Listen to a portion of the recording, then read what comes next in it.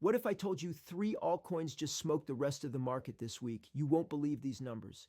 First up, we got BlastUP, symbol BLP, trading at $0.04, up a wild 54.20% over the past 7 days.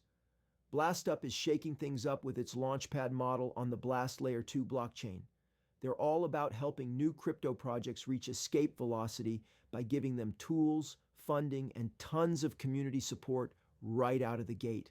Rapid ecosystem growth, and they're fast becoming the launchpad everybody's got their eye on. With low fees and high speed, it's no wonder investors are piling in.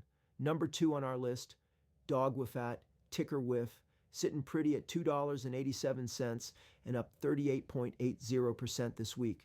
Now, you might think it's just another meme coin, but hear me out. Dogwifhat is leading the pack with a viral community-first approach. Just look at that iconic dog and a hat mascot. What makes WIF stand out?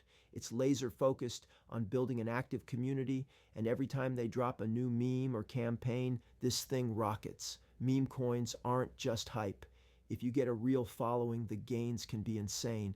Last but not least, Bittensor, symbol TAO, currently at $420.73, has climbed a solid 14.36% this week.